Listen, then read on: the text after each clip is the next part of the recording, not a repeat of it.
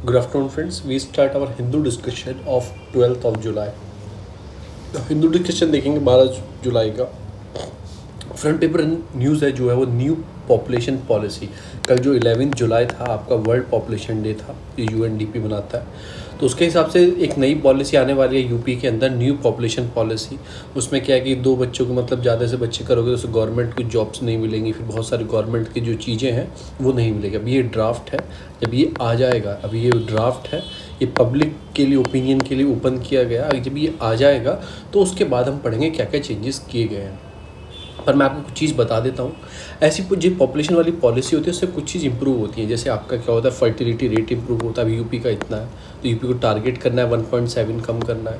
फिर जो आपका चीज़ें होती हैं जैसे मेल मेथड जो कॉन्सेप्टेड यूज़ होता है वो सब कुछ, फिर मोर्टेलिटी रेट यूज़ होता है, इन्फेंट मोर्टेलिटी रेट अच्छा हो जाता है, अंडर 5 मोर्टेलिटी रेट डिक्रीज़ हो जाता है। तो ये सारी जो चीज़ें हैं ना, बर्थ रेट अच्छा हो जाएगा आपका, फर्टिलिटी रेट अच्छा हो जाएगा, मैटरनल मोर्टेलिटी रेट इंप्रूव हो जाए। तो कुछ चीज़ हेल्प करता है इन सब इंप्रूव करने में अगर पॉपुलेशन स्टेबलाइज हो, कंट्रोल हो। और भी चीज़ें मैंने आपको एक दिन पूरा बताया था। अनएम्प्लॉयमेंट जो होता है कि ओवर पॉपुलेशन हो जाएगी, उससे क्या होगा कि बर्डन बढ़ेगा एम्प्लॉयमेंट के ऊपर, तो अनएम्प्लॉयमेंट ज़्यादा होगा, फिर इकनॉमी में रिसोर्सेज कम होंगी उस चीज़ों से। तो ये सारी चीज़ों के कॉजेज़ होते हैं पॉपुलेशन ज़्यादा होने के। तो एक स्टेबलाइज हो जाएगी पॉपुलेशन तो बहुत सारी चीज़ कंट्रोल में आ जाएंगी। मैं आपको अपने नोट से बताता हूँ कोई चीज़ इसमें कोई मैंने ऐड की हो। ये मेरा टेलीग्राम ग्रुप का लिंक है, आपको डिस्क्रिप्शन बॉक्स में नीचे मिल सकता है, नीचे जाना डिस्क्रिप्शन बॉक्स में मिल सकता है। और प्लीज़ यूट्यूब चैनल को अगर अच्छे लगे वीडियो तो प्लीज़ सब्सक्राइब किया कीजिए। इससे मुझे ताकत मिलती है कि मैं आगे और भी वीडियो बनाता जाऊँ। तो मैं आपको पॉपुलेशन बताता हूँ। पॉपुलेशन क्या आपको मैंने एक दिन और पढ़ाया था, तो आज मैं पढ़ाता हूँ आपको नेशनल प्रोग्राम फैमिली, जो आपका फैमिली प्लानिंग है वो क्या होनी चाहिए, कब से स्टार्ट हुई थी। तो NPFP मतलब नेशनल प्रोग्राम फैमिली प्लानिंग, जो फर्स्ट कंट्री मतलब India was the first country in the world. देखो तो पूरे वर्ल्ड में इंडिया ने लॉन्च किया था national program for family planning, जो 1952 में स्टार्ट हुआ था। In India family planning been मतलब कि chiefly due to the effect of the government की वजह से, फिर program has be undergo the massive transformation, change किए गए, बहुत सारी चीज़ों में चेंज की गई। तो आपको इसमें क्या याद रखना है कि फर्स्ट टाइम पूरे वर्ल्ड में जो national program for family planning start हुआ था 1952 में। जब 1951 में इलेक्शंस हो गए थे, पहली बार पार्लियामेंट बैठी थी, तो 52 में ऐसा प्रोग्राम लेके आए थे फैमिली प्लानिंग के लिए प्रोग्राम। इसकी वजह से क्या किया गया था, नेशनल पॉपुलेशन पॉलिसी बनाई गई थी, 2002 में लॉन्च किया गया था। कुछ हिस्ट्री के स्टेप बता रहा हूँ आपको कि आपका जो फर्टिलिटी रेट है, मतलब फर्टिलिटी रेट क्या होता है कि ऑन एवरेज इंडिया में प्रति जो कपल्स हैं उनके कितने बच्चे हैं। अभी इंडिया का 2.2 या 2.7 स्टेट है, ज़्यादा है। जैसे केरला वेरला का तो बहुत अच्छा है, 1.7 के आसपास, 1.8 के आसपास आता है। तो प्रति महिला के पास मतलब जितने कपल जो है उनके कितने बच्चे हैं उसके हिसाब से। तो ये फर्टिलिटी रेट को इम्प्रूव करने के लिए हम ये नेशनल पॉपुलेशन पॉलिसी लेके आए थे। आपने सुना होगा, हम दो हमारे दो, देखो ये आ गया, बहुत जगह स्लोगन लिखा होता था। तो गवर्नमेंट ने मतलब क्या किया कि स्टेबल की एक क्लिनिक बनाए बहुत जगह चीफ फैमिली हेल्थ प्लानिंग को बताने के लिए। फिर वो आशा वर्कर भी गांव-गांव में काम करती थी, उन्होंने बहुत अवेयरनेस प्रोग्राम चलाया इस चीज़ के लिए। तो इन सब चीज़ के लिए वो जो सिलेक्ट सिटी अबॉर्शन आप कराते हो कि मेल है फीमेल है उसको कम किया जाए, तो उसकी वजह से बहुत सारी चीज़ होती हैं। तो ये सारी चीज़ में काम किया गया। फैमिली प्लानिंग हिस्ट्री में क्या हुआ, 1952 में मैंने बताया लॉन्च हुई थी। फिर उसके बाद जिसमें चीफ ऑब्जेक्ट थे वही थे, लो फर्टिलिटी रेट करना, आपको स्लो पॉपुलेशन ग्रोथ, जो ग्रोथ बढ़ रही है उसको करना। क्यों, उसकी वजह से क्या होता था कि जो फैमिली प्लानिंग होती थी वो अच्छा होती थी। जो 5 ईयर प्लान थे गवर्नमेंट के, उसमें कई जगह आपने देखा होगा इन सब चीज़ों को नोट किया गया होगा कि जहाँ पे फैमिली प्लानिंग की बात की गई। उसके बाद 1917 जो प्राइम मिनिस्टर इंदिरा गांधी थी, उन्होंने मतलब कि वो नसबंदी प्रोग्राम चलाया था, फोर्स लियोनेस्टलाइजेशन प्रोग्राम था, ऐसे नसबंदी बोलते हैं प्रोग्राम, उन्होंने स्टार्ट किया था 1970 में। ठीक है ना कहीं ये किया था। 1996 में क्या किया था, प्लानिंग प्रोग्राम लेके आए थे सक्सेसफुली। मतलब कि एस्टिमेट करना था 6 जो बच्चों का जन्म होता है उसको थोड़ा ऊपर नीचे करके ये प्रोग्राम भी लेके आए थे हम। फिर कुछ मतलब कि चीज़ें की गई, वेरियस कंट्री में प्लानिंग अडॉप्ट की गई। तो आपको कुछ याद क्या रखना, फर्स्ट टाइम हम ये लेके आए थे 52 में, एक प्लानिंग सिस्टम लेके आए थे। फिर हमने 5 ईयर प्लान में बहुत जगह हमने ये चीज़ें ऐड की थी अपने उसके अंदर, तो बहुत सारी उसमें भी ऐड की। तो ये सारी चीज़ आपको याद रखना है।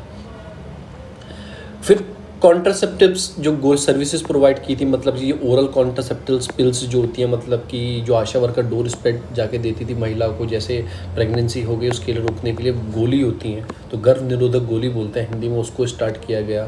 कॉन्डम्स अवेयरनेस प्रोग्राम बढ़ाया गया कि मतलब फ्री ब्रांडेड निरोध हमने अवेलेबल की गवर्नमेंट फैसिलिटीज़ के लिए।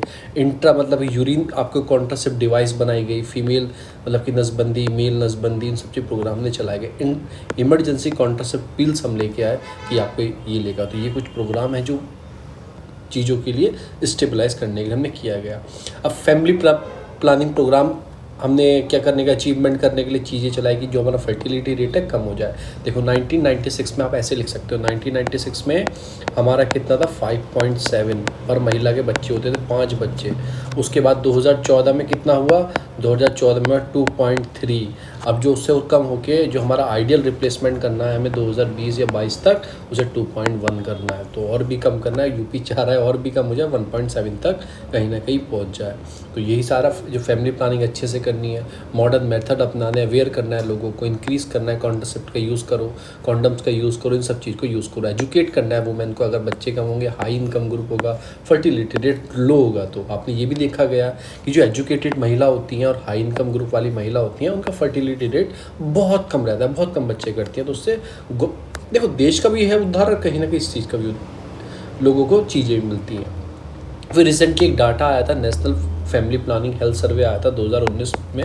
इसमें जो टोटल फर्टिलिटी रेट था पॉपुलेशन कहीं ना कहीं स्टेबलाइज हो रहा है, उसे डाउन देखा जा रहा है। फिर during the national family health सर्वे जो 3 और 4 आया था, कंडक्ट इन 2005 और 2016 में, उसमें देखा गया decline the use of modern method of the contracept, मतलब ये भी जो मॉडर्न मेथड थे इसमें कहीं ना कहीं डिक्लाइन देखा गया। जैसे आपको ओरल पिल्स यूज़ करना, कॉन्डम यूज़ करना, फिर इंट्रोराइन कोई डिवाइस होती है उसका यूज़ करना, तो कहीं ना कहीं देखा गया है बहुत सारे स्टेट में, तो उसको ठीक करना है। जो नेशनल फैमिली हेल्थ सर्वे जो है आपका 5th जो उसके डाटा के हिसाब से हमने कहीं मतलब कि total fertility rate is the specific year is defined as the total number of children would be born to each women if she were live to the end of the child bearing year, मतलब वो एक उस as में हो जाने के बाद उसके कितने बच्चे हैं, तो ऐसा कुछ इसमें बताया गया है। इंडिया जो स्टेट है उसका डिक्लाइन हो रहा है टोटल फर्टिलिटी रेट, ऐसा देखा गया है। मैंने आपको बताया था 1996 में 5 पॉइंट कुछ था, 14 में वो 2.8 था, फिर जो है 2.1 लाने की बात की गई है।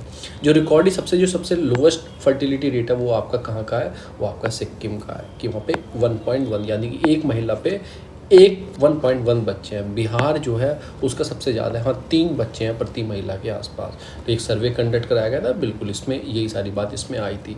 दिस रेट रफली मतलब 2.1 चिल्ड्रन पर वुमेन कि मोस्ट द कंट्री, बहुत सारी कंट्री का 2.1 है, तो हमारा भी ठीक है कि मॉडरेट जो टर्म है 2.1 कहीं ना कहीं वहाँ तक इंडिया का फर्टिलिटी रेट को लेके आना है। वो कैसे लेके आ सकते हैं, यूज़ ऑफ कॉन्ट्रासेप्ट्स, गोली जो होती हैं गर्भ निरोधक गोली होती हैं उनका यूटिलाइज़ करें, इम्प्लीकेशंस करें, जो भी चीज़ गवर्नमेंट बताती है रूरल अर्बन एरिया में डिमांडिंग जो है। फिर measure of the population control के लिए मतलब कि हमने बहुत सारे स्टेप भी लिए हैं। During the independence day speech में 2019 में खुद पीएम मोदी ने अपील की थी कंट्री से पॉपुलेशन कंट्रोल, मतलब कि फॉर्म ऑफ पेट्रोटिज्म, मतलब एक तरह से देशभक्ति अगर पॉपुलेशन कंट्रोल भी किया जाए। मिशन आपका परिवार विकास ये गवर्नमेंट ने लॉन्च किया 2017 में, वही स्टेबलाइज करने के लिए गोली यूज़ करो, कौन सा से फैमिली प्लानिंग रखो, इस सब चीज़ का फैमिली प्लानिंग जो आपका इंडिमिनिटी स्कीम भी लेके आई, लॉन्च 2005 में हुई थी, कोई इतने काम की नहीं है, ये वाली याद रखना, मिशन परिवार विकास। उसका कंपनसेशन स्कीम भी दी जाती है लोगों को जो नसबंदी कराते हैं, स्टरलाइजेशन एक्सेप्ट करते हैं, कराते हैं, उनको कहीं ना कहीं कंपनसेशन भी गवर्नमेंट प्रदान करती है। फिर कॉन्ट्रडिक्शन मतलब चीज़ें एज पर द डाटा जो है prove the country population stabilize हो रही है, गवर्नमेंट फिर भी अपील कर रही है पॉपुलेशन रिड्यूस के लिए, तो कहीं ना कहीं ये खुद में एक तरफ तो वो रिड्यूस भी हो रही है, गवर्नमेंट भी अपील कर रही है, तो एक तरह ना कहीं कॉन्ट्रडिक्शन भी रहते हैं। फिर फैमिली हेल्थ सर्वे है क्या ये, अब ये क्या है, एक लार्ज स्केल पे मल्टी राउंड सर्वे कराया जाता है, कंडक्ट कराया जाता है, रेस्पेक्टिव जो सैंपल लिए जाते हैं house hold through out the India. अभी जो फर्स्ट फेज डाटा लिया गया 22 स्टेट यूटीज़ में लिया गया, उसके बाद और जगह लिया जाता है 14 यूटीज़ में, उसके बाद लिया गया। तो सारे घर घर जाके फैमिली हेल्थ सर्वे करते हैं कि आपके घर में कितने बच्चे हैं, कैसे हैं, कैसे फैमिली प्लानिंग है, इन सब में किया जाता है। कंडक्ट कैसे किया जाता है, अंडर द आपकी स्टीवर्डशिप ऑफ द जो मिनिस्ट्री आपकी हेल्थ एंड फैमिली वेलफेयर वो कराती है with the international institute of population science, इसके साथ मिलकर, ये बहुत इंपॉर्टेंट है आपका OMHFW कराती है किसके साथ मिलके, ये कराती है आपका IIPS के साथ मिलके कंडक्ट कराती है। इसका मुंबई में इंस्टीट्यूशन है, उनके साथ मिलके ये कराते हैं। वे फॉरवर्ड में यही बात की जाती है कि पॉपुलेशन को कंट्रोल रखना चाहिए, हम 125 करोड़ के आसपास कहीं क्रॉस करने वाले हैं, तो सब चीज़ को मैं सोचना चाहिए, एक रिवॉल्यूशन लाना चाहिए चीज़ों में, एजुकेट करना चाहिए अपने यंगेस्ट को कि वो ध्यान रख पाए कि जो प्रॉब्लम है फेस ना करें हम उस चीज़ से कि पॉपुलेशन की वजह से। तो government authority should make a required change to currently जो पॉलिसी है प्रोग्राम्स है according with the data of national family health survey. Government को उसके हिसाब से वर्क करना चाहिए। अब इधर ये आपका अर्जेंटीना जीत गया कोपा, तो अर्जेंटीना कहाँ था, देखो ये रहा अर्जेंटीना। अर्जेंटीना साउथ अमेरिका में आता है, ये आपका सबसे बड़ा देश है। ब्राज़ील जो साउथ अमेरिका का है, ये ब्राज़ील है। और ये 2 कंट्री लैंडलॉक कंट्री हैं, इसके अंदर 2 कंट्री है लैंडलॉक कंट्री है। तो आपको इनके नाम बताना है। BP में थोड़ा हिंट देता हूँ, BP ब्लेंडर प्राइड एक दारू की बोतल आती है, BP याद रखो, मैंने ऐसे याद कर रखा है। तो BP जो कंट्री हैं ये लैंडलॉक कंट्री हैं, आपको इसके नाम बताना है क्या कंट्री है। ये तो फाइट किसके साथ, किस रीवे के साथ, किसकी फाइट जो भी है, ये नहीं दूसरे खिलाड़ी हैं तो टेनिस के हैं, ये साइबेरिया के हैं। तो ये आपको लोकेशन याद रखना। अर्जेंटीना जीत चुका है आपका कोपा, अर्जेंटीना की ये खड़े मेसी भाई। तो ये सारी चीज़ आपको ये चीज़ें याद रखनी है। आगे चलते हैं, अपने हिंदू पे चलते हैं। हिंदू से फिर जो भी न्यूज़ एक्सट्रैक्ट करेंगे उसमें आगे जाएंगे। फिर ये जो first report of the complain of the from the tutor, अभी क्या है जो रूल्स आए हैं आपके IT रूल्स 2021 आए, इसके अंदर क्या है, जिस भी इंटरमीडिएट के 50 लाख से ज़्यादा यूज़र्स हैं उनके पास जो भी कंप्लेंट आएगी, कंप्लेंट के 3 टायर स्ट्रक्चर हैं। कंप्लेंट के 3 टायर कई बार पढ़ा चुका हूँ। 3 टायर कैसे, एक तो वो पोर्टल ही सुनेगा, जो पोर्टल होगा ट्विटर, अगर वो नहीं सुनता तो कोई रिटायर्ड जिसकी कमेटी बनाई जाएगी वो सुनेगी, अगर वो भी नहीं सुनती तो मिनिस्ट्रियल वाइज सुनी जाएगी, जो IB मिनिस्ट्री है वो सुनेगी। तो जो भी कंप्लेन इनके पास आएगी पोर्टल के पास, उनको हर महीना कंप्लेन को रिलीज़ करना पड़ेगा, एक फॉर्मेट PDF फॉर्म में दिखाना पड़ेगा कि आपके पास कितनी कंप्लेन आई, आपने क्या क्या स्टेप लिए। तो वही उन्होंने फर्स्ट रिपोर्ट कंप्लेन की जो तो रिलीज़ की है। तो इसमें ये भी चीज़ है, जो OTT प्लेटफॉर्म है आपकी, जैसे नेटफ्लिक्स हो गया, ये सब हो गया, इनके लिए क्या ज़रूरी कर दिया, ये भी कंप्लेंट रजिस्टर्ड करेंगे। दूसरी चीज़, ये सर्टिफिकेट भी इशू करेंगे कि अंडर 13 है, कोई प्रोग्राम अंडर 14 है, ये सारे। और जितने भी नोडल ऑफिसर, ये 3 तरह के नोडल ऑफिसर भी अपॉइंट करेंगे जो यूज़र्स हैं। जैसे ये आपके फेसबुक वो कैसे होंगे, एक चीफ आपका कंप्लेन ऑफिसर होगा, एक नोडल ऑफिसर होगा, ये सारे। और ये तीनों जो आदमी होंगे इंडियन सिटीजन होने चाहिए, इंडियन रेसिडेंट्स होने चाहिए। तो ये सारी जो चीज़ें हैं वो सब चीज़ें उसमें मेंशन की गई हैं जो आपके IT रूल्स आए हैं। 3 टायर स्ट्रक्चर याद रखना कंप्लेन करने का, जो सारे ऑफिसर होंगे कंप्लेन रजिस्टर वो इंडिया के होंगे। और OTT प्लेटफॉर्म के लिए सर्टिफिकेट पोर्नोग्राफी, चाइल्ड पोर्नोग्राफी, इनको बंद करना पड़ेगा, ऐसे कुछ उसके अंदर प्रावधान दिए गए हैं। आगे चलते हैं, आगे जो न्यूज़ आती है लोक अदालत रिसॉल्व ओवर 7,500 मतलब कि केसेस रिसॉल्व किए हैं गुड़गांव में। तो हम पढ़ेंगे लोक अदालत, क्योंकि एक कॉन्स्टिट्यूशनल अथॉरिटी है जो वर्क करती है उसके बारे में। जो लोक अदालत है इज अ फॉर्म फुलफिल, ये किस चीज़ की तरफ, एक फुलफिल करने के लिए एक प्रॉमिस कि लोगों को जस्टिस मिले। जो हमारा प्रेम्बल बोलता है इसे, मतलब एक तरह से सोल बोला जाता है कॉन्स्टिट्यूशन का, जो इंडियन कॉन्स्टिट्यूशन का क्या बोलता है, सिक्योर्ड जस्टिस मिले हमारे लोगों को, सोशल इकोनॉमिक मिले और पॉलिटिकल, मतलब जस्टिस कैसा मिले, social economical political. Every citizen को, हर सिटीजन को, तो आपका प्रेम्बल भी बोलता है जस्टिस के लिए तीनों तरह का। फिर आर्टिकल 39A भी बोलता है कॉन्स्टिट्यूशन का, जो प्रोवाइड करता है फ्री लीगल एड। देखो फ्री लीगल एड ये नहीं कि मेरे पास पैसे नहीं है, वकील नहीं मैं कर सकता तो मुझे वकील नहीं मिलेगा, नहीं। आपका 39A बोलता है आपको जिसके पास वकील करने के लिए पैसे नहीं है, गरीब है, ऐसी कैटेगरी से बिलोंग करता है, या वुमेन है जो पैसे नहीं यूज़ कर सकती, उसको फ्री लीगल एड प्रोवाइड कराया जाए, सरकारी वकील उसको प्रोवाइड कराया जाए कि प्रमोट द जस्टिस की उसको भी इक्वल अपॉर्चुनिटी मिल पाए। फिर आर्टिकल 14 और 22(1) क्या बोलता है कॉन्स्टिट्यूशन का, also make the compulsory for the state to guarantee the equality before the law. अगर आप प्रेजेंटेशन कर रहे हैं, आर्टिकल 14 इक्वालिटी की बात करता है कि सबको इक्वल समानता अधिकार मिलना चाहिए कि वो फाइट कर पाए, अपने को जज कर पाए, तो उसके लिए लोक अदालत बनाई जाती हैं। फिर नासला होती है, नेशनल एकेडमी ऑफ लॉ, जिसमें वो प्रोवाइड करते हैं, ये जो वकील्स होते हैं लोगों को फ्री एड प्रोवाइड करते हैं।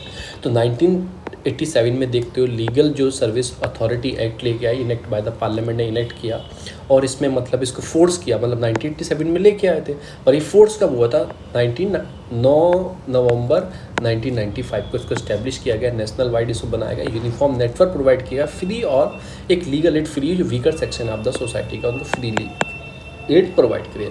तो ठीक है, आपने सुन लिया, वकील फ्री करा दिया आपने, पर ये लोक अदालत क्या है?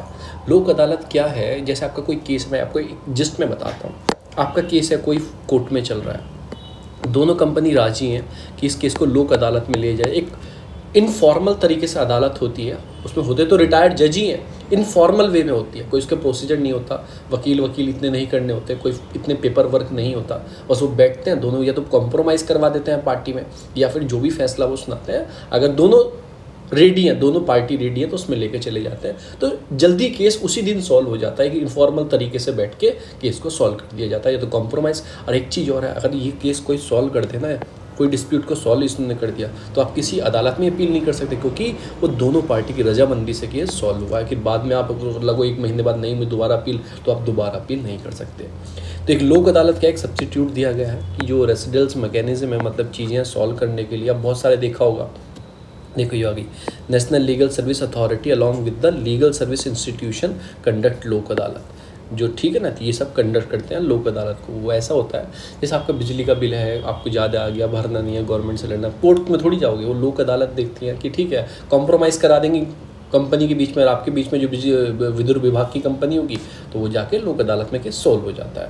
It is a forum where the case are dispute incomplete in the court of the law, ठीक है ना, कॉम्प्रोमाइज़ करने के लिए इस चीज़ में लाया जाता है। कंपोजिशन क्या होता है इसमें? देखो, एक चेयरमैन होता है लोक अदालत में, 2 मेंबर होते हैं, एक सोशल वर्कर होता है, तो सारे इसमें आदमी होते हैं। जो चेयरमैन होता है वो रिटायर्ड जुडिशियल ऑफिसर होना चाहिए, मस्ट भी। तो जो चेयरमैन होगा वही होगा ना, तो और जो 2 जो मेंबर होंगे वो लॉयर होने चाहिए, और एक सोशल वर्कर जिस चीज़ की नॉलेज है उस चीज़ की।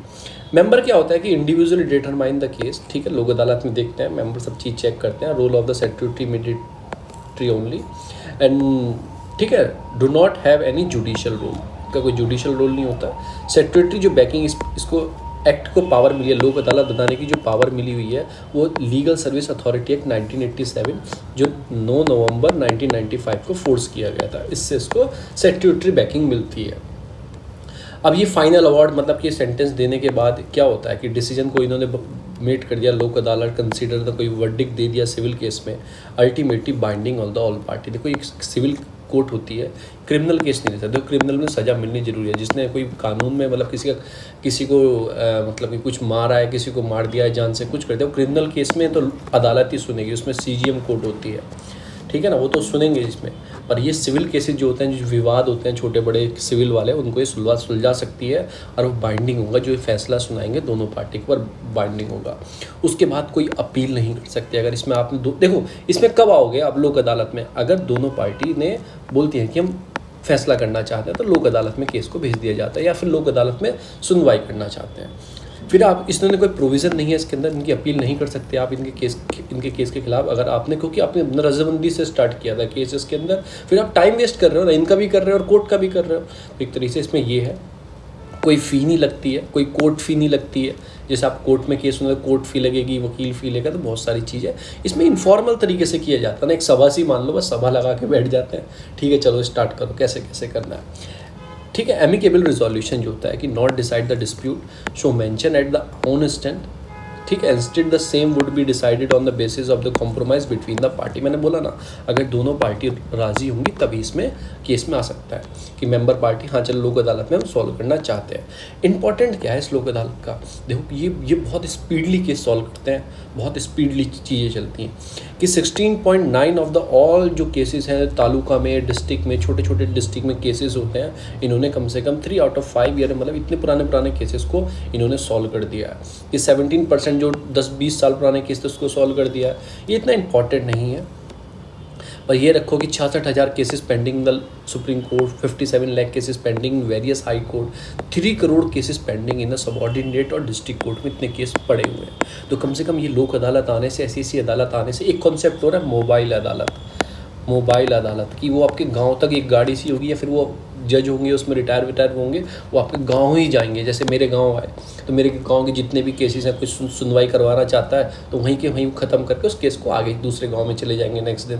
तो एक मोबाइल अदालत का और कॉन्सेप्ट आया था, वो इसी के अंदर आया था, पर ये है फिर ये सारी चीज़ है कि ये सारे कितने सारे केसेस पेंडिंग है, कहीं ना कहीं फ़ायदा मिलता है, एक लोक अदालत का इंपॉर्टेंस है। बेनिफिट वही है कि पार्टी सेटलमेंट हो जाए, सिंगल डे में सेटलमेंट हो जाता है, कहीं इधर उधर भागने की ज़रूरत नहीं होती है। इसमें कोई रिस्ट्रिक्शन नहीं होती कि ये जो code of civil procedure law आपको फॉलो करना है, क्या इंडियन एविडेंस एक्ट फॉलो करना है, ऐसा कुछ चीज़ फॉलो नहीं करनी होती है। फास्ट ट्रैक ये फैसला सुनाते हैं वहीं के वहीं। जो अवार्ड होता है इशू बाय द लोक अदालत इस मतलब फीलिंग द जॉइंट कॉम्प्रोमाइज़ होता है, वो दोनों पार्टी की मानेंगी तभी होगा। और एक बार दोनों पार्टी ने मान लिया, ठीक है, दोनों पार्टी ने मान लिया कि ये बात है, वो फिर दोनों पे बाइंडिंग होता है। फिर ये नहीं कि बाद में 1 महीने बाद दोबारा भी उस बात पे इशू उठाओ, क्योंकि इसमें एक तो आपके लिए बैठ रहे हैं, कोई कोर्ट फी नहीं ले रहे हैं, कुछ नहीं ले रहे हैं, और ऑलरेडी आप सेटलमेंट कर चुके हो, तो वो सब चीज़ इसमें देखी जाती है।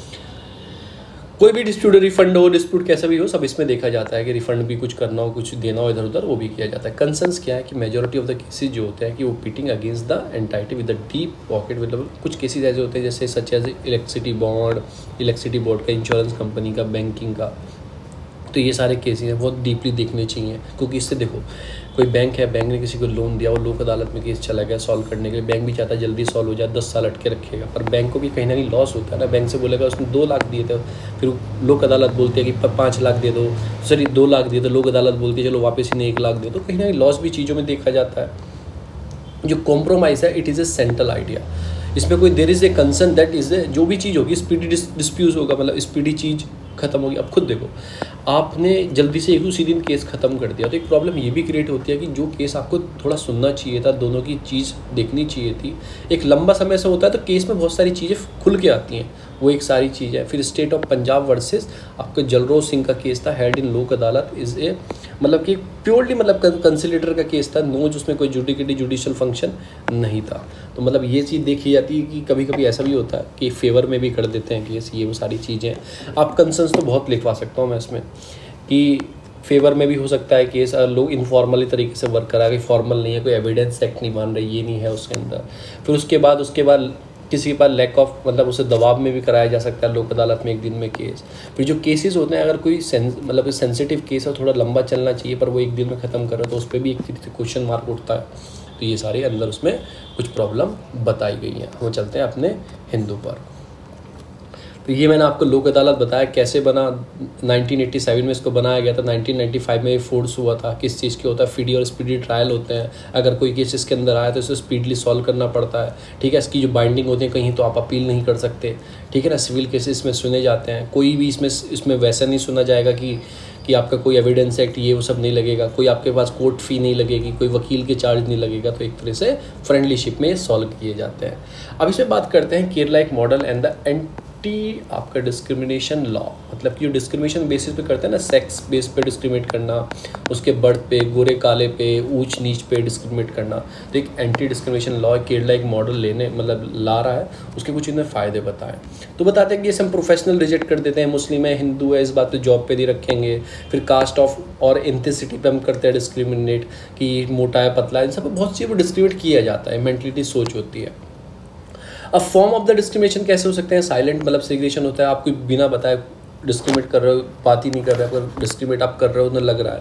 या फिर कोई मटेरियल स्टेटस पे आप शादीशुदा हैं, आपको नहीं रख सकते हम, ये वो सब। जेंडर पे, सेक्सुअल ओरिएंटेशन पे, किसी भी चीज़ पे आप डिस्क्रिमिनेट किसी भी आदमी को कर सकते हो। वो आपको देखा होगा आपकी सोसाइटी में। जैसे सुप्रीम कोर्ट ने 377 को डिक्रिमिनलाइज किया था एक्ट को, वो डिस्क्रिमिनेट किस बेसिस पे था कि इन्होंने एक साथ शादी कर ली, जो LGBT कम्युनिटी वाले हैं, साथ में रहते हैं, तो डिस्क्रिमिनेट तो कर रहे थे ना आप सोसाइटी से। तो इस तरह के ऐसे लॉ भी सुप्रीम कोर्ट ने खुद बोला है कि डिस्क्रिमिनेशन नहीं होना चाहिए।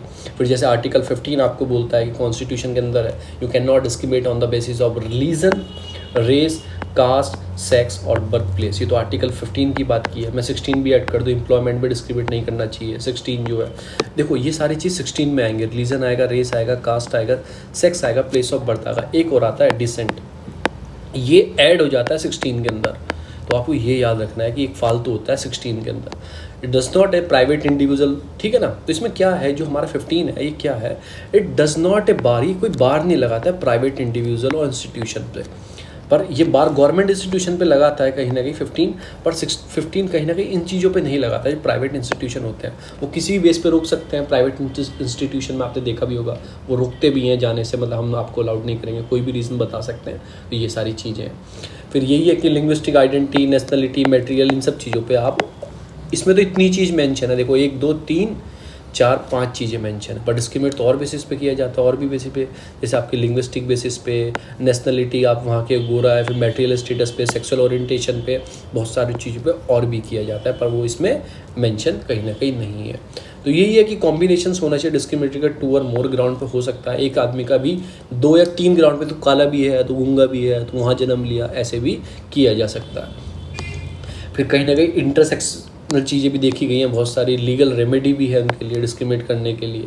फिर भी उसके बाद कहीं ना कहीं चीज़ें देखी जाती हैं, फिर भी कहीं ना कहीं डिस्क्रिमिनेट कंटिन्यू रहता है। इंडिया ने एक कमेटी बनाई थी, आपके साचार कमेटी भी बनाई थी 2006 में, रिकोगनाइज करने के लिए, एंटी डिस्क्रिमिनेट लॉ लाने के लिए इंडिया के अंदर ऐसी कमेटी। आपने पढ़ा भी होगा अनटचेबिलिटी, कौन से आर्टिकल में आता है आप बताना, कौन से आर्टिकल में आता है। इसमें बहुत सारी चीज़ कम मेंशन की है, वो मैं आपको याद दिलाता रहता हूँ बीच बीच में। अनटचेबिलिटी इसने बोल गया। फिर एंटी डिस्क्रिमिनेटरी इक्वलिटी बिल 2016 में आया, कि जो आपके थरूर हैं, शशि थरूर हैं, बहुत अच्छी इंग्लिश बोलते हैं, ये एक बिल लेके आए थे, एंटी डिस्क्रिमिनेटरी इक्वलिटी बिल 2016 में लोकसभा में। पर क्या वो बिल लैप्स हो जाता है। बिल लैप्स क्यों हो जाता है? क्योंकि 2019 में लोकसभा डिसॉल्व हो जाती है, और आपको पता ही है कोई भी बिल होगा या तो फिर राज्यसभा से लोकसभा में आया वो डिसॉल्व हो जाएगा, या फिर कोई भी बिल यहाँ से इंट्रोड्यूस होकर लोकसभा से राज्यसभा में गया वो भी लैप्स हो जाएगा, कोई भी बिल टेबल हो वो भी लैप्स हो जाएगा। तो सारे तरह के बिल लैप्स हो जाते हैं। इवन अगर वो प्रेसिडेंट की रिकमेंडेशन के लिए चला गया और उन्होंने पास कर दिया हो तो लैप्स नहीं होता। उसके बाद लॉ पास कर दिया, जॉइंट सिटिंग उन्होंने बोल दिया तो नहीं होता है। कोई बिल राज्यसभा में ही इंट्रोड्यूस हो, राज्यसभा में ही है, तो वो नहीं होगा।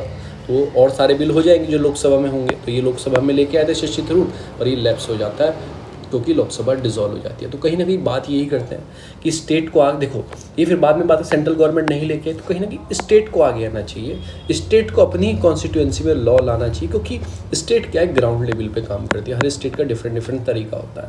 अगर स्टेट ही मतलब कि विटल रोल निभाएगी स्ट्रेंथिंग करने में राइट टू इक्वालिटी, तो कहीं ना कहीं स्टेट गवर्नमेंट को ऐसे लॉ लाने चाहिए, जैसे केरला गवर्नमेंट लाने की बात कर रहा है।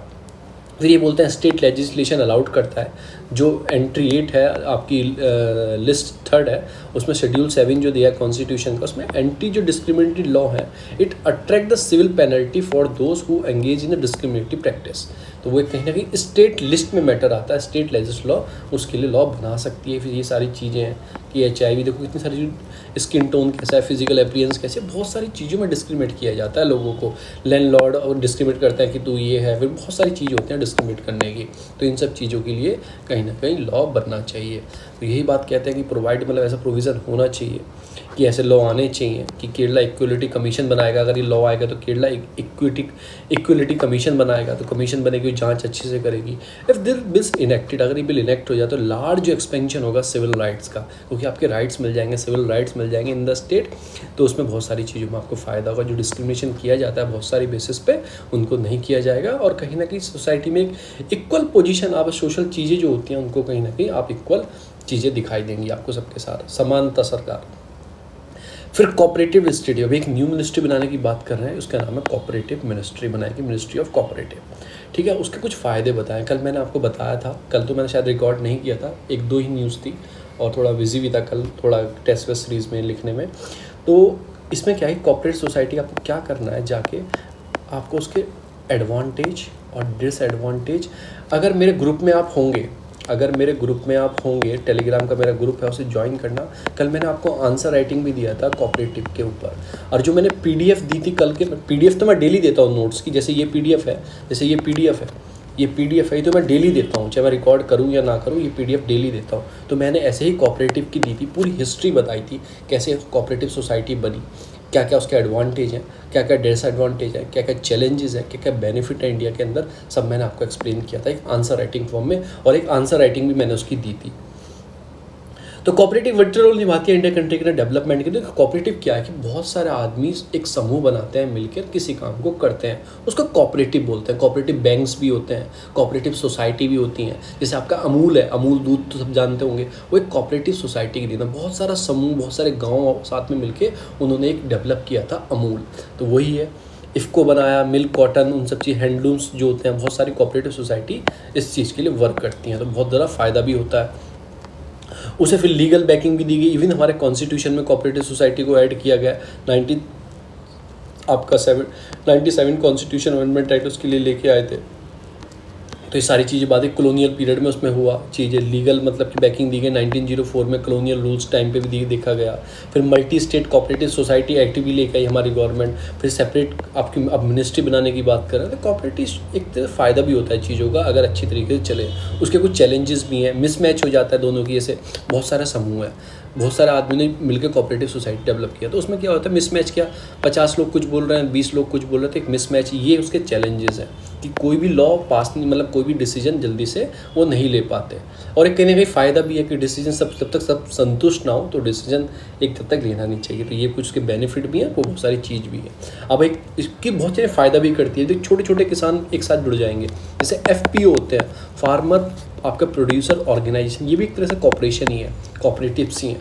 दे पॉवर्टी एलिवेशन में काम करते हैं, फूड सिक्योरिटी के अंदर काम करते हैं, मैनेजमेंट नेचुरल रिसोर्सेज कैसे रखनी है इन सब चीज़ों के लिए काम करते हैं। कोई मिसमैनेजमेंट होता है, करप्शन होता है, वो मतलब कि इन सेक्टर में सब ऑफ द स्टेट में किया जाता है। जैसे आपने देखा होगा महाराष्ट्र का एक कोऑपरेटिव बैंक था, वो डूब गया था। तो बहुत सारी चीज़ों में देखा जाता है कोऑपरेटिव डिस्ट्रिक्ट कोऑपरेटिव बैंक होते हैं, उनके आदमी करप्शन कर लेते हैं जो उनके अंदर काम करते हैं।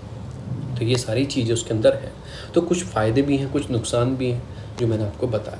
दूसरी जो आती है ट्राइलेटरल रोम, ठीक है ना, लुक फॉर इंडो पैसिफिक। अभी क्या है जो इंडो पैसिफिक रीजन है ना अपना, इसमें कहीं ना कहीं यूरोपियन कंट्री के देश भी इसके अंदर इंटरेस्ट दिखा रहे हैं। जैसे इटली है, इंडिया चाइना तो है ही ऑलरेडी, क्वाड हमने चलाया, क्वाड इसमें US है, ऑस्ट्रेलिया है, जापान है और इंडिया है। ये किस चीज़ के लिए क्वाड? इंडो पैसिफिक रीजन पे फोकस करने के लिए। क्यों फोकस इतना किया जा रहा है इस रीजन पे? सबसे बड़ा जो चैलेंज आता है ना वो आता है चाइना। ये चाइना का जो इन्फ्लुएंस बढ़ रहा है इधर इंडो पैसिफिक रीजन पे, उसको कंट्रोल करने के लिए, फिर ट्रेड बेनिफिट के लिए सब कंट्री कहीं ना कहीं इस रीजन पे फोकस कर रही हैं। तो कहीं ना कहीं इटली ने भी एक कदम आगे उठाया है इस रीजन को देखने के लिए कि हम भी इनके साथ कॉपरेट करेंगे। तो इंडो पैसिफिक एक न्यू चीज़ स्टार्ट हो गई है। अब इंडो पैसिफिक क्या है, कहीं ना कहीं इंडिया से तो लिंक है ही। इंडो पैसिफिक रीजन का एडुकेट चीज़ें हैं कि वास्ट है, चाइना का जो एग्रेसिव पॉलिसी बढ़ती जा रही है उस रीजन में चीज़ों में वर्क कर रहा है। तो अगेंस्ट चाइना की पॉलिसी को काउंटरडाइक करने के लिए इंडियन फॉरेन पॉलिसी की स्ट्रेटेजी को थोड़ा और क्लियर करना पड़ेगा कि और जो कंट्रीज़ हैं वो आके इस रीजन में जुड़े और इंडिया के साथ जुड़े। कहीं ना कहीं इसमें क्या बोला है, क्वाड हमने बनाया, ठीक है ना। फिर challenges come together to create मतलब कि पोजेस ओरिएंटेशन पार्टनरशिप। कुछ चैलेंजेस फेस भी करने पड़ते हैं, तो वो हमें चैलेंजेस थोड़े अपनी पॉलिसी को, एक कॉमन चैलेंजेस जो हमारी पॉलिसी के साथ मैरीटाइम सिक्योरिटी इन सब चीज़ होगा। हमें कहने का मतलब क्या है, जो भी पॉलिसी है हमारे इंडो पैसिफिक रीजन में या किसकी इंडिया की, उसे आपको और क्लियर बनाना पड़ेगा। जो भी कंट्री आगे जुड़ेगी वो पॉलिसी क्लियर होगी तो उसमें जुड़ पाएंगे। तो एक नई बिगिनिंग है। इंडिया जापान के साथ ट्राइलेटर पार्टनरशिप करेगा, कौन? इटली करेगा।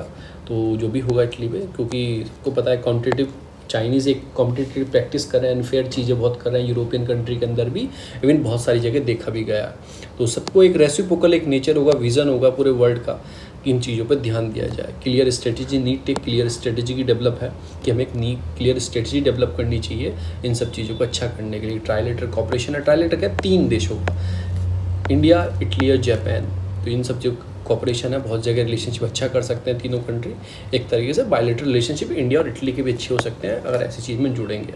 और तीनों क्या एक तरह से देखा जाए, तीनों G20 के मेंबर है। इटली में G20 2023 में मतलब कि जो प्रेसिडेंटी हैंड ओवर इंडिया को मिलेगी 2023 में करने के लिए G20 की मीटिंग, तो कहीं ना कहीं हमारा बहुत फ़ायदा हो सकता है इन सब चीज़ों में। हमारे रोबस्ट कर सकते हैं हम, फ्री जो अपने रीजन है ओपन कर सकते हैं। इंडो पैसिफिक रीजन जो अभी कहीं ना कहीं चाइना का इन्फ्लुएंस देखा जाता है, साउथ चाइना सी में देख लो, इधर फिलीपींस साइड देख लो, तो कहीं ना कहीं चाइना अपना इन्फ्लुएंस रखता है। तो यही सारी इसके लिए न्यूज़ थी। इसके लिए मैं पूरी आपको इंडो पैसिफिक रीजन की पॉलिसी बताऊंगा कि इंडो पैसिफिक रीजन में पॉलिसी क्या है इंडो पैसिफिक। तो मैं अभी एक्सप्लेन कर देता हूँ आपको कि इंडिया, फ्रांस, ऑस्ट्रेलिया, ये तो पुरानी होगी। अब इसमें फ्रांस आ गया, इधर ऑस्ट्रेलिया आ गया। अभी जो हमने न्यूज़पेपर में पढ़ी इसमें कौन सा आएगा? इसमें आएगा इंडिया आ गया, और एक और कौन सा आ गया उस रीजन से? ऑस्ट्रेलिया आ गया जापान की जगह, और सॉरी जापान आ गया ऑस्ट्रेलिया की जगह, और फ्रांस की जब नीचे इटली है तो इटली आ गया। तो ऐसे देश बढ़ते जा रहे हैं, कॉपरेशन होते जा रहे हैं। तो इंडिया, फ्रांस, ऑस्ट्रेलिया ने 1.5 डायलॉग रखा था। 1.5 डायलॉग पूछा जाए कि recently in news what was that, it is identify security challenge and sustainable issue in the Indo Pacific region का। ये सब चैलेंज जो हैं, सिक्योरिटी और सस्टेनेबल चैलेंज जो है उसके लिए था। किन किन देशों के बीच में था? फ्रांस, आपका ऑस्ट्रेलिया और इंडिया ने ये 1.5 डायलॉग किया था। कि हमारे प्राइम मिनिस्टर थे, फ्रेंच के प्राइम मिनिस्टर थे और ऑस्ट्रेलियन के प्राइम मिनिस्टर थे, सब ने बैठ के किया था। अब ये है कि एक टॉप लेवल पॉलिटिकल डिसीजन था कि इनफॉर्मल था, नॉन ऑफिशियल सेटिंग थी, येट टू इनफॉर्मल, अभी फॉर्मल नहीं किया गया। एक मेडिटेशन डायलॉग था, प्रोसेस लाना था, प्रिपेयर करना था चीज़ों के, नेगोशिएशन करना, leadership of the two country कि मिलिट्री और पॉलिटिकल बेसिस इस रीजन में कैसा रखेंगे। बस आपको याद रखना है 1.5 डायलॉग किस किस कंट्री के बीच में था, इंडिया, ऑस्ट्रेलिया एंड फ्रांस, इन 3 देशों के बीच में है। और सिक्योरिटी और जो sustainable development Indo Pacific region के रिलेटेड ये है।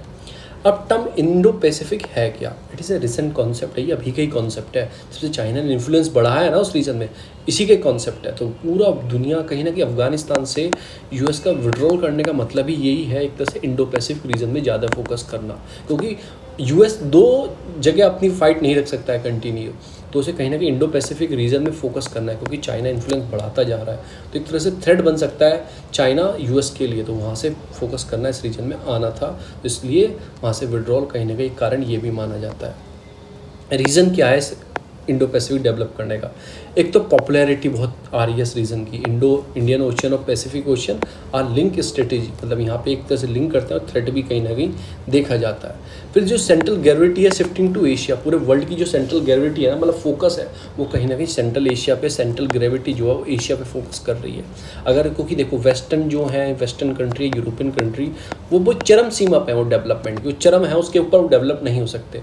रीज़न क्या है? सेंट्रल एशिया ऐसा रीजन है अभी अंडर डेवलप है, तो यहीं से लोगों को डेवलप करके चीज़ों पे मिल सकते हैं, पैसा मिल सकता है, इन बिजनेस मिल सकता है, बहुत सारी चीज़ मिल सकती है। तो पूरे वर्ल्ड का जो ट्रेड पास है कहीं ना कहीं इस रीजन से कहीं ना कहीं पास होके जाता है। तो इन सब चीज़ों पे ध्यान रखना पड़ता है कि इस रीजन पे ध्यान दिया जाए। तो जो यूज्ड है एशिया पैसिफिक बोल दो या फिर इंडिया वॉज एक्सक्लूड किया जाता है, मतलब कि अर्लियर क्या था, एशिया पैसिफिक था, इंडिया को कहीं ना कहीं बाहर रखा जाता था, पर अब क्या करना पड़ा, कोल्ड वॉर जैसी ख़त्म हुई तो ये इंडो पैसिफिक बना दिया गया, ठीक है ना, इंडिया को इसमें अंदर लाएगा, क्योंकि इंडिया एक इंपॉर्टेंट पार्ट है, क्योंकि चाइना है, चाइना से हमारे थोड़े ऐसे चलते हैं, तो कहीं ना कहीं इंडिया को इसमें आगे लेके चलते हैं कि इस चीज़ में रखा गया।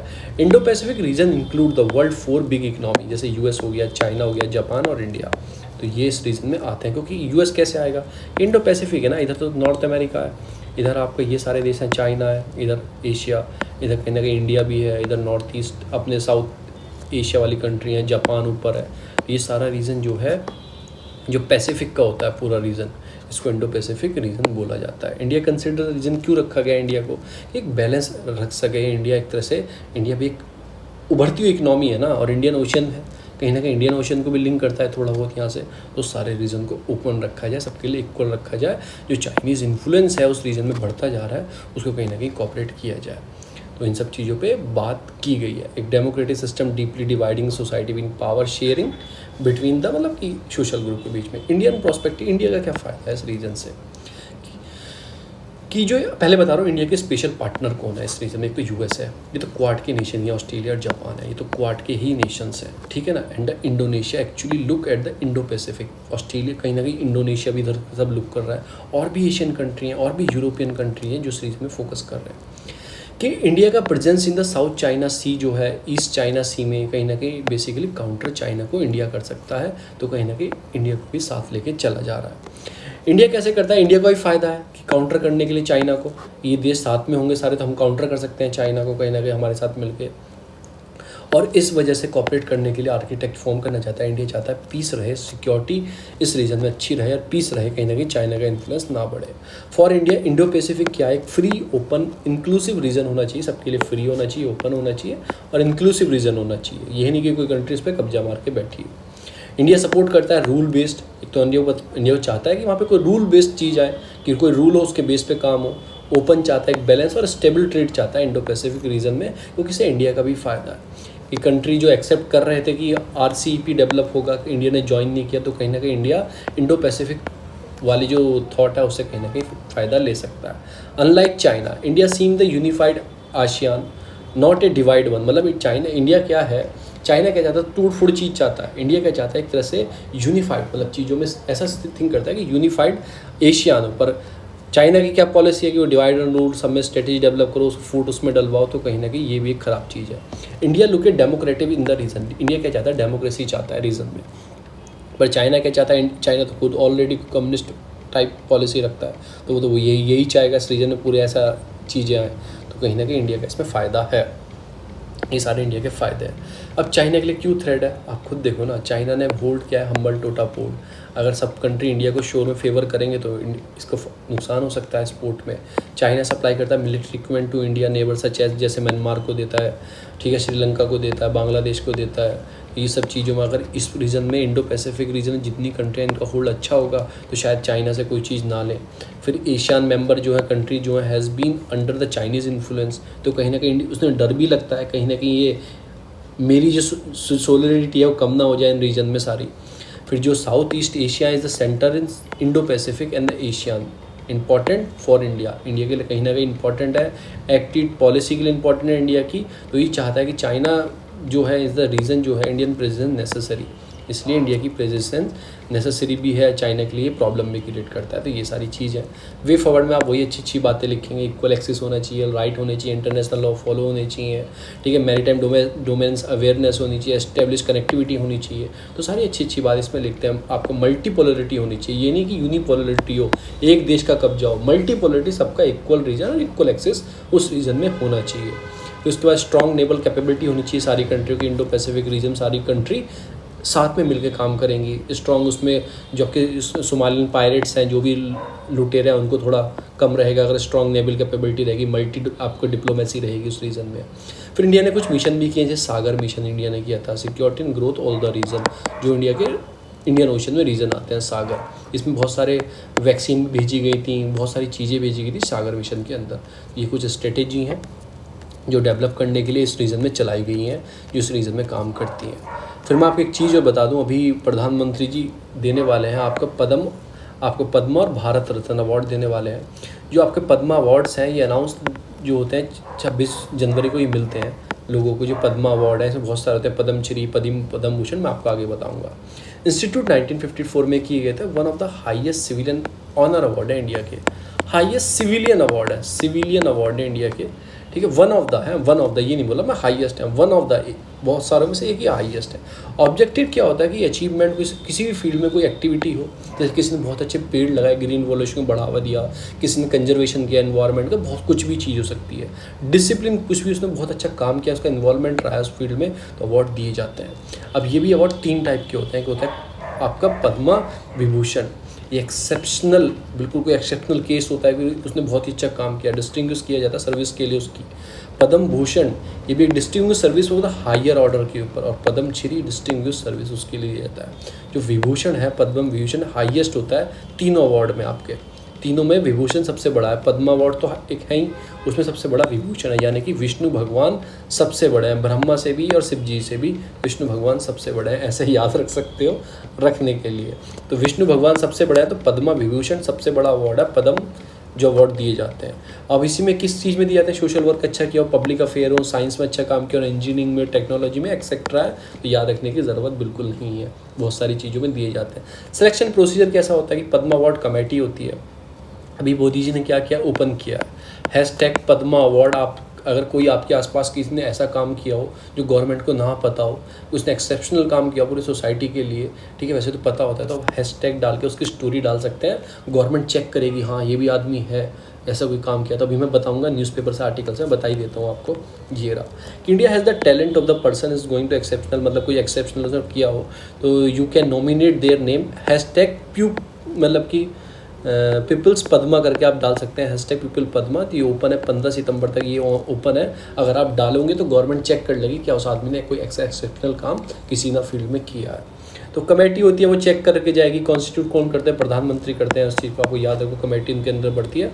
अवार्ड कौन देते हैं, अवार्ड प्रेसिडेंट देते हैं, ये भी आपको याद रखना है। और ये हर साल मिलते हैं, मार्च और अप्रैल रीजन में दिए जाते हैं। और फिर पद्मा तो पढ़ लिया हमने। अभी भारत रत्न क्या है, ये हाईएस्ट, ये वन ऑफ द नहीं है, ये हाईएस्ट सिविलियन अवार्ड है, सिविलियन।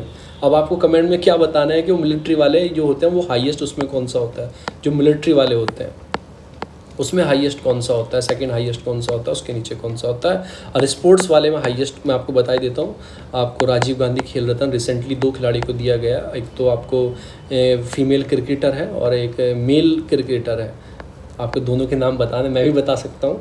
आर अश्विन बता रहा हूँ, चलो आर अश्विन जो क्रिकेटर है, 2 को मिलेगा। ये स्पोर्ट्स का हाईएस्ट सिविलियन अवार्ड है, स्पोर्ट्स का हाईएस्ट अवार्ड है, सिविलियन नहीं, स्पोर्ट्स का हाईएस्ट अवार्ड राजीव गांधी खेल रत्न। इसके बाद अर्जुन अवार्ड आता है, फिर द्रोणाचार्य मिलता है, ये हाईएस्ट कोच को मिलता है अवार्ड, द्रोणाचार्य अवार्ड। तो स्पोर्ट्स का आपको राजीव गांधी खेल रत्न, आपको मिलिट्री का आपको बताना है, और मैंने बता दिया सिविलियन को मिलता है भारत रत्न जो अवार्ड मिलता है, ठीक है ना। ये कोई एक्सेप्ट बिल्कुल ये हाईएस्ट अवार्ड है। पद्मश्री इसके नीचे आते हैं, डिफरेंट फंडिंग में मिलते हैं। तो जो रिकमेंडेशन होती है भारत रत्न की, made by the prime minister, ये रिकमेंडेशन प्राइम मिनिस्टर करते हैं प्रेसिडेंट से, ठीक है ना। The number of Bharat Ratna award is restricted to the maximum 3 in a particular year, मतलब 3 अवार्ड दिए जाते हैं एक साल में, 3 आदमी को दे सकते हैं आप एक साल में भारत रत्न। तो भारत रत्न सबसे बड़ा अवार्ड है। फिर पद्म अवार्ड आते हैं, पद्म में भी सिविलियन सबसे बड़ा उसमें पद्म विभूषण है। और आप स्पोर्ट्स में जाएंगे, राजीव गांधी खेल रत्न है। और आपको डिफेंस का बताना है, मैं भी बता सकता हूँ, ए से उसका नाम है, आप उसे जाकर सर्च करना, क्योंकि मैं बता दूंगा आपको याद नहीं रहेगा। तो ये कुछ जो हमारे नोट से मैंने इसमें से निकाले थे, हमारे शायद नोट्स के हमने सारी चीज़ पढ़ ली हैं। हम आते हैं अपने हिंदू पर, जो मैं थोड़ा आपको बताना चाहता हूँ। नेक्स्ट न्यूज जो हिंदू की आती है, वो आती है रिलेटेड टू आती है कि typing the potential of the youth. अभी क्या प्रॉब्लम हो रही है, पेंडेमिक की वजह से बहुत बार पढ़ चुके हैं, हमारा यूथ है उसको प्रॉब्लम फेस करने के लिए मिल रही है। वर्ल्ड पॉपुलेशन डे हुआ, जो पहली बार ऑब्जर्व किया था यूएनडीपी ने 1988 में, मतलब कि 89 में इसको निकाला था। 1989 में एक चीज़ बना था FATF, ये भी याद रखना, फाइनेंशियल एक्शन टास्क फोर्स। 1989 में इसको बनाया गया था। फिर 2001 में इसको, मतलब कि इसमें वो टेररिज्म फाइनेंसिंग को ऐड किया था। इनिशियली स्टेज में इसमें क्या चलता था, मतलब कि मनी लॉन्ड्रिंग को चेक करता था। ये सारी चीज़ें, इंडिया इसका मेंबर नहीं था, G7 का इनिशिएटिव था, ठीक है ना। और उसके बाद ये इंडिया को इसमें ऐड किया गया था बाद में, तो इंडिया इसका मेंबर नहीं था। मैंने ऐसे याद रखने के लिए बता दिया। तो वही है कि सेफ गार्ड प्रोवाइड करना है, जो आपकी पॉपुलेशन है, जो आपको 12 ईयर अर्लियर जो एक्सेप्ट चीज़ें हैं देखा जा रहा है। पेंडेमिक की वजह से 253 मिलियन जो इंडियन के एडोलेसेंस पॉपुलेशन है, वो लार्जेस्ट पॉपुलेशन है इंडिया की। 62% जो हमारी पॉपुलेशन है 15 से 59 साल की है। अगर एक उनका एवरेज निकालेंगे, 30 साल के जो हैं वो ज़्यादातर 30 साल के लोग हैं। जो इंडिया का जो डेमोग्राफिक डिविडेंड है, वो कहीं ना कहीं पोटेंशियल इकोनॉमी ग्रोथ के लिए, सब चीज़ के लिए, अगर उसे प्रॉपर तरीक़ों से दिया गया। एक यूथ आपकी पॉपुलेशन है, तो अगर उसे हेल्थ अच्छी दोगे, वेल्थ एजुकेटेड बनाओगे, तो आप कहीं ना कहीं उसका पोटेंशियल जो है ना, हमारी जो पोटेंशियल है, उसको बाहर ला सकते हो, एक चीज़ देख सकते हो। तो वही है सारी चीज़ जो प्रॉब्लम फेस कर रहे हैं कोविड-19 में। कंट्री वाइड स्कूल क्लोज पड़े हैं। फिर अंडर फंडिंग एजुकेशन सिस्टम हमारा है, क्योंकि देखो अंडर फंडिंग क्यों बोला इन्होंने, कि हमारे GDP का, आप खुद बताओ, 2019 में आपने 4.4 GDP का यूज़ किया था आपके एजुकेशन सेक्टर में, पर 2020 में आपने क्या कर दिया, 3.4% GDP का यूज़ करते हो एजुकेशन के लिए, पूरे इंडिया के लिए। देखो घटा है ही आपने, बढ़ा है नहीं। तो अंडर फंडिंग इन्होंने इसलिए बोला है। फिर इंडिया की जो मतलब रैंक आती है, स्टैंड करता है 62 in the term of public expenditure पर स्टूडेंट।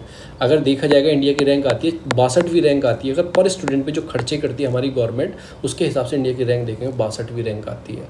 तो हमारी जो यूथ, पूरे वर्ल्ड में सबसे ज़्यादा यूथ इंडिया के अंदर है। 62% हमारा यूथ हमारे अंडर है, जो मतलब 15 से 59 साल का है। और उसके बाद हमारी रैंक 62 आती है, कि हम इतना खर्च करते हैं। कहीं ना कहीं अगर इससे हम रैंक को टॉप 10 के अंदर ले आए, तो हमारे यूथ की जो पोटेंशियल होगी कितनी ऊपर पहुंच जाएगी, कि वो कितनी अच्छी फाइट कर पाएगा। फिर तो आगे यही डाटा दिया है, 32 करोड़ जो स्टूडेंट्स हैं अफेक्टेड हुए हैं कहीं ना कहीं लॉकडाउन की वजह से।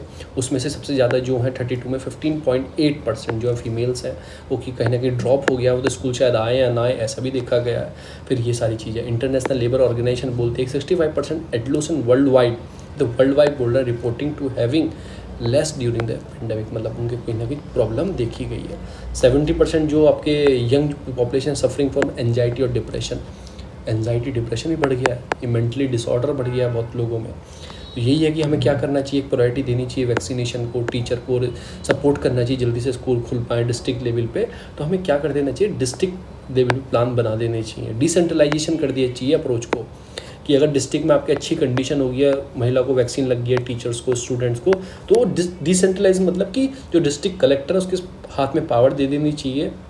जो डिस्ट्रिक्ट लेवल ऑफिसर है, अगर उसे स्कूल खोलने हैं नहीं खोलने हैं, लोकल लेवल पे कैसा ट्रांसमिशन है, वो अपने हिसाब से चीज़ों को कर पाए, जो लॉस हो रहा है उसको कम किया जा सके। तो डिसेंट्रलाइजेशन पावर एक स्टेप इन्होंने बताया।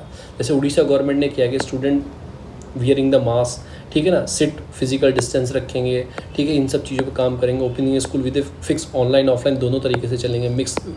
अगर कोई घर से सुनना चाहता है तो आप ऐसी टाइप की स्ट्रेटजी रखो कि डिस्टेंस मेंटेन रखवाओ, जो SOPs हैं, स्टैंडर्ड ऑफ प्रोसीजर, उनको फॉलो करवाओ, और डिसेंट्रलाइजेशन पावर कर दो, डिस्ट्रिक्ट लेवल ऑफिसर चेक करे।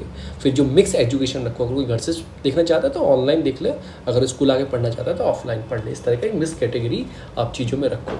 जो इंक्रीज़ हुई है, मतलब कि पॉवर्टी हमारे यहाँ इंक्रीज़ हुई है पैंडेमिक की वजह से, ठीक है ना, तो कहीं ना कहीं अब देखा जा रहा है अर्ली मैरिज, ये बहुत सारी प्रॉब्लम क्रिएट हो गई है। लड़कियों को स्कूल से बाहर निकाल लिया गया है, अब वो घर में काम करने लगी है। माँ बापों ने सोचा कि अब उनकी शादी कर दो, तो अर्ली मैरिज जो हम कंट्रोल करते वो लागू हुई है। अब अर्ली मैरिज की से उनमें कुछ प्रॉब्लम आनी स्टार्ट होंगी। अर्ली मैरिज होगा तो अर्ली उनके लिए वो बेबी वाला सिस्टम बढ़ेगा, मैटरनल मतलब प्रेगनेंसी जल्दी जल्दी होंगी, तो कहीं ना कहीं डिफॉर्मेलिटीज़ उसके बेबीज़ में, कहीं ना कहीं एनीमिया की प्रॉब्लम इंक्रीज़ होना स्टार्ट होगा, एनीमिया की। अब वो बच्ची है बेचारी, उसको तो अभी प्रॉपर तरीके से नहीं आया, तो कहीं ना कहीं उसके बेबीज़ में प्रॉब्लम आनी स्टार्ट होंगी। उसकी वजह से जो आपका इन्फेंट मोर्टेलिटी रेट है वो भी इंक्रीज़ होना स्टार्ट हो जाएगा। तो ये सारी चीज़ें जो हम जिस पर हम काम कर रहे हैं, उन सब चीज़ों को कहीं ना कहीं पूरा उल्टा हो सकता है इस पेंडेमिक की वजह से। तो ये सारी बात बोलते हैं, जो एडोलेसेंट गर्ल है वो हाई रिस्क है, उनके हमें ध्यान देना चाहिए, वर्नेबल है ट्रैफिकिंग के लिए, बहुत सारी चीज़ों के लिए, उनकी चीज़ों के लिए। तो यही है वे फॉरवर्ड में यही बोलते हैं कि कोविड-19 जो अफेक्टेड यूथ हुआ है, कोलैबोरेट करना चाहिए सारी मिनिस्ट्री को एक साथ आके, गवर्नमेंट एजेंसी को, सिविल सोसाइटीज़ को, और मैं एक चीज़ और ऐड करता हूँ NGOs को, कि इनके लिए वर्क करना चाहिए। एडोलेसेंट और जैसे मिड डे मील स्कीम्स हैं आपकी, जो मतलब बोलती थी, एक तो मिड डे मील में क्या मिलता था आपका, न्यूट्रिशन भी मिलता था, बेनिफिट भी मिलता था, पेरेंट्स भी सोचते थे, इन पेरेंट्स को भी मतलब पता लगता था कि स्कूल जा रहे हैं बच्चे, खाना मिल रहा है, एक समय एक टाइम का मील मिल रहा है, कैलोरीज इनटेक हो रही थी, साथ साथ में आप स्टडी भी कर पा रहे थे। यानी कि न्यूट्रिशन एक तरह से लिंक कर दिया था, मतलब टीनेजर के साथ न्यूट्रिशन भी और स्टडीज़, तीनों चीज़ प्रोवाइड हो रही थी। तो ऐसी कोई स्कीम आपको जल्दी से जल्दी लानी चाहिए कि जो लोग हैं वो मोर अट्रैक्टिव उस चीज़ के लिए। कोऑर्डिनेट करना चाहिए सारे जो डिपार्टमेंट है, वो एक बेटर सॉल्यूशन फेस करना चाहिए इन सब चीज़ों को सॉल्व करने के लिए। और साइमल्टेनियसली आपकी हेल्थ मिनिस्ट्री तो काम करेगी, उसके साथ एजुकेशन मिनिस्ट्री और भी जो मिनिस्ट्री हैं, सोशल डेवलपमेंट मिनिस्ट्री, इन सब मिनिस्ट्री को भी साथ आके काम करना पड़ेगा।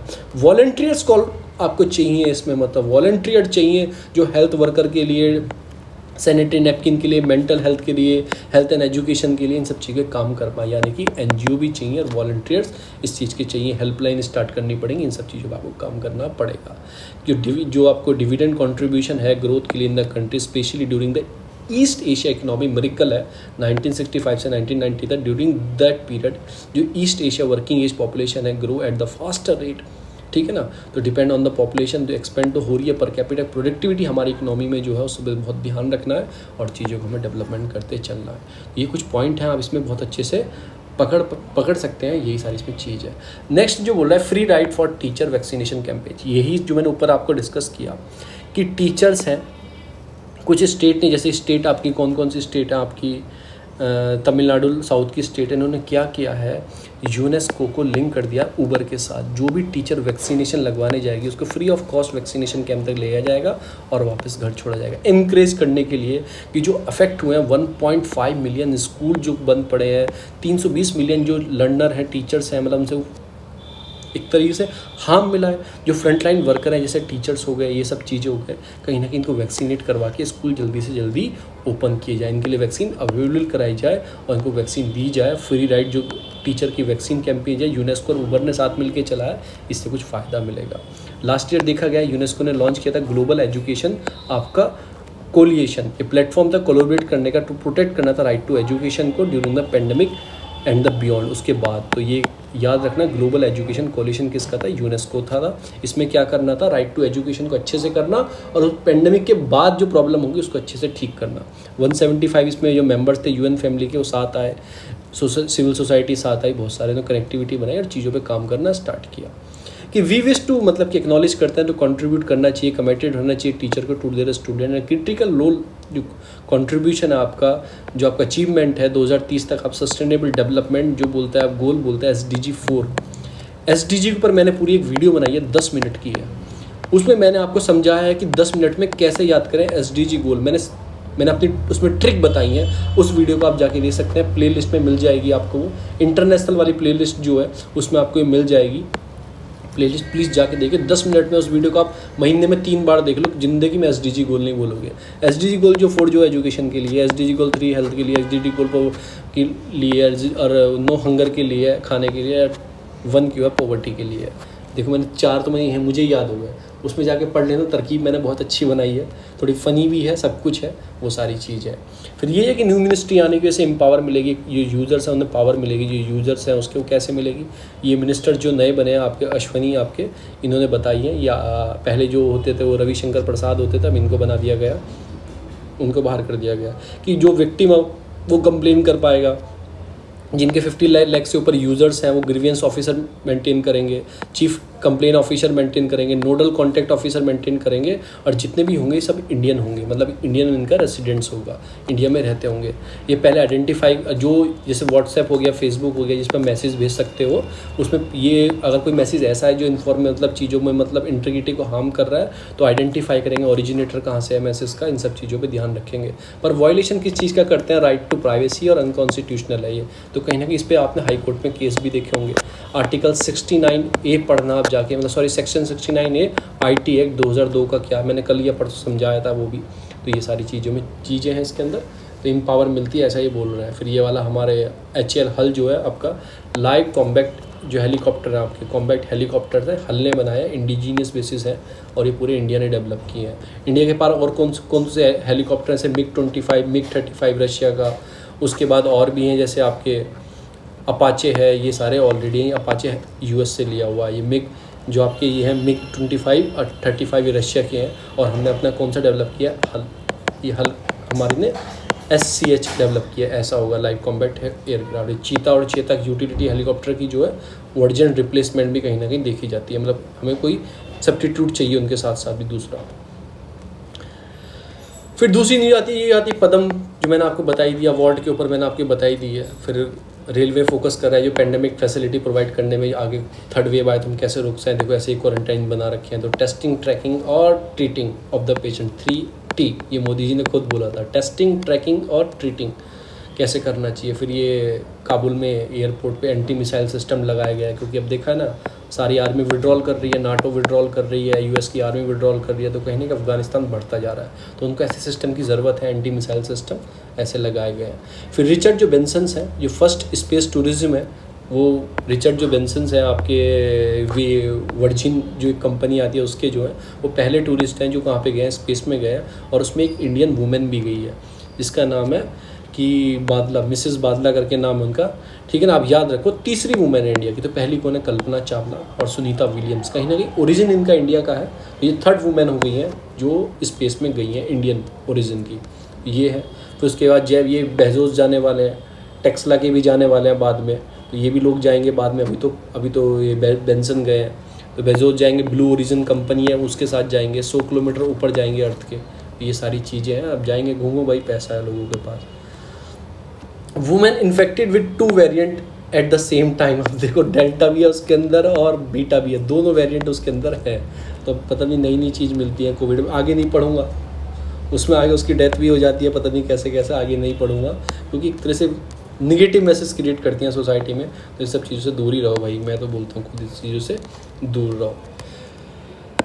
इस तरह से ख़त्म हो गया, आगे न्यूज़पेपर पूरा ख़त्म हो चुका है, इसमें और कुछ भी नहीं है। एक मिनट रुक जाओ, एक मिनट वेट। हाँ, आगे न्यूज़पेपर ये ख़त्म ही हो चुका है, इसमें कुछ नहीं है। फिर ये थोड़ा आज फाइनल से मतलब इसका नहीं आया, मनी वाइज आता है आज के दिन, मतलब कि इकोनॉमिक्स का नहीं आता है, कैसे इन्वेस्टमेंट करना चाहिए। आगे जो स्पोर्ट्स का आ जाएगा, ये आपके जीत चुके हैं। ये तो आपके डोजोविक थे जो मैंने सरेबिया के बताया मैंने आपको, और ये फिर यहाँ पे जीता है आपका Messi, was the major final, Copa जीत चुके हैं, कौन सा, अर्जेंटीना। तो आपको याद रखना है। ये नीरज चोपड़ा है, याद रखना, जेवलिंग थ्रो करते हैं, क्वालिफाई कर गया ओलंपिक के लिए, ठीक है ना। तो ये नीरज चोपड़ा है। आप थोड़ा आजकल क्या रखा करो, थोड़ा स्पोर्ट्स पेपर पे ध्यान रखा करो, क्योंकि ओलंपिक स्टार्ट है, खिलाड़ियों के नाम पूछे जा सकते हैं। तो इतनी ही न्यूज़ थी। इंडियन एक्सप्रेस में थोड़ा बता देता हूँ। देखो ये पॉपुलेशन से रिलेटेड है, क्या क्या बेनिफिट होते हैं, मैंने बताया था। यूपी पॉपुलेशन कंट्रोल होती है, फिर मोर्टेलिटी में हेल्प मिलती है, इन्फेंट मोर्टेलिटी में हेल्प मिलती है, केयर ऑफ द एल्डर में हेल्प मिलती है, कम होंगे। फिर ये थर्ड जो है आपकी शीर्षा बादला जो है थर्ड वुमेन है, उसके बाद ये स्पोर्ट्स में जीत के आएगा, कितनी स्टेट कितना उन्हें पैसा देती है। तो यूपी, हरियाणा और उड़ीसा, छत्तीसगढ़ 6 करोड़ रुपये अपने खिलाड़ी को प्रदान करती हैं। तो ऐसी एक न्यूज़ है। आगे चलते हैं आगे। देखो सिमिलर न्यूज़ रहती है, मैं देखो बताऊँ, आप दोनों न्यूज़पेपर पढ़ते हो ना, थोड़ी कोई ना कोई सिमिलरिटी रहती है। फिर उन्होंने वुमेन जो मिनिस्ट्रीज, जितनी वुमेन मिनिस्टर्स हैं अपनी, उनको दावत दी है, जैसे निर्मला सीतारमन है। तो सबसे ज़्यादा हाईएस्ट देखा गया है 2004 से इस वाली मिनिस्ट्री सबसे ज़्यादा हाईएस्ट वुमेन्स है। तो एक तरह का एक अच्छा साइन है टूवर्ड्स द जेंडर गैप जो होता है मिनिस्ट्री में फुलफिल करने के लिए, अच्छा साइन है। वुमेन्स की आवाज़ भी इक्वलिटी आनी चाहिए। अभी तक याद रखना, पार्लियामेंट के अंदर आपका वुमेन रिजर्वेशन बिल नहीं है, पर लोकल जो इलेक्शंस होते हैं उसमें कहीं ना कहीं जो लोकल इलेक्शंस होते हैं म्यूनिसिपैलिटी के या फिर पंचायत के, उसमें वुमेन मतलब कि रिजर्वेशन है, पर पार्लियामेंट के अंदर अब तक नहीं है। वो बिल आया था, अब तक पास नहीं हो पाया। तो याद रखना, पार्लियामेंट के अंदर वुमेन रिजर्वेशन नहीं है। उसके बाद ये केस आता है, देखो सेम एज हिंदू है, लॉस ऑफ लर्निंग, जो वही प्रॉब्लम जो क्रिएट हो रहे हैं, लोग बच्चे पढ़ नहीं पा रहे हैं। फिर ये भी हिंदू के जैसा है, कोऑपरेटिव सोसाइटी, मैंने आपको बताया, कल मैंने आंसर राइटिंग भी की थी। फिर ये डेथ ऑफ द प्रिस्ट, जो संत स्वामी थे उनकी डेथ हो गई थी, यूएपी में जेल में रखा गया था उनको, यूएपीए लगा के। यूएपीए क्या होता है ना, अगर ये किसी पे एक्ट लगा दिया जाए, ये प्रिवेंशन एक्ट है, ये प्रिवेंटिव डिटेंशन का एक्ट है। यानी कि अगर यूएपी आपको लग गया, इसका उल्टा चीज़ है, अगर यूएपी लग गया आपके ऊपर, तो इसमें 1967 इस एक्ट को बोला जाता है, 1967 में आया था, तो आप गिरफ्तार कर लिए जाओगे और आपको प्रूफ करना होगा कोर्ट में जाके कि आप गुनहगार क्यों नहीं है। और में क्या होता है, और जो केसेस होते हैं उसमें क्या होता है कि कोर्ट आपको अरेस्ट कर लेगी, फिर आपको प्रूफ जब तक नहीं होता तब तक आप क्रिमिनल नहीं माने जाते। पर इसमें पहले आप क्रिमिनल माने जाते हो, फिर आपको प्रूफ करना होता है कि आप गुनहगार क्यों नहीं है। एक तरह से ऐसी चीज़ें हैं। Helping those who helping themself, वही कोऑपरेटिव सोसाइटी के बारे में बात करेंगे, जो अपने आप हेल्प करना चाहते हैं उनकी हेल्प करो। वो क्योंकि क्यों फॉर्म कर रहे हैं कोऑपरेटिव, वो आपस में जुड़ के कोई काम करना चाहता है, तो गवर्नमेंट भी उनकी हेल्प करो। वही भगवान भी करता है, helping those who help themself, भगवान भी यही बोलता है। फिर ये हाई जो मतलब चीज़ें, चेक द जो बेट लोन इंक्रीज़ हो रहे हैं, क्यों इंक्रीज़ हो रहा है आपको खुद पता है, पेंडेमिक है, चीज़ें नहीं चल रही हैं। तो आपको एनपीए की डेफिनेशन याद रखनी है। एनपीए 90 दिन तक, 90 डेज तक अगर कोई आप ना लोन का प्रिंसिपल अमाउंट ना उसका इंटरेस्ट चुका हो, तो एनपीए की कैटेगरी में आ जाता है।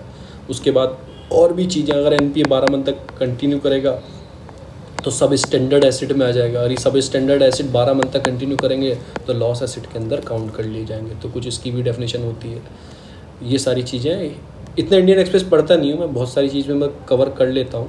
एलिफेंट रिजर्व है छत्तीसगढ़ में बनाया जा रहा है, नाम याद रखो, लिमुरु एलिफेंट रिजर्व जो बनेगा वो छत्तीसगढ़ के अंदर, लिमुरु, बस इतना आपको याद रखना है। तो वर्ल्ड के ऊपर वही न्यूज़ है कि नॉर्थ कोरिया चाइना स्ट्रेंथिंग कर रहा है अपने टाई, ठीक है, अच्छी बात है। इजराइल ऑफर थर्ड जो शॉट, मतलब तीसरी 2 वैक्सीन लगती है ना फाइज़र की, जो आपके लगती हैं कोविशील्ड, 2 वैक्सीन लगती हैं, पर अब इसराइल ने तीसरा शॉट भी देना स्टार्ट कर दिया अपनी पब्लिक को। भाई 90 लाख है, घुमा लो कितनी बार भी दे लो।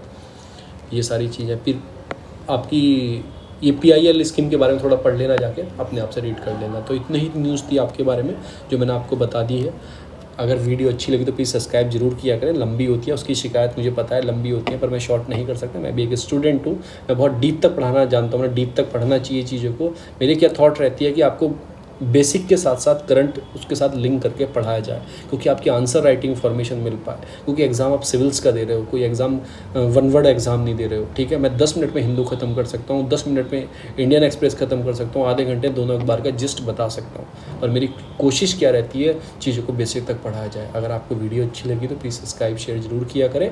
और डिस्क्रिप्शन बॉक्स में लिंक है ग्रुप का टेलीग्राम के, वहाँ पर जाके आप उसे ज्वाइन कर सकते हैं डेली बेसिस पे। वहाँ पे मॉर्निंग में आपको हिंदू की हाइलाइट्स और उसके नोट्स में डाल देता हूँ।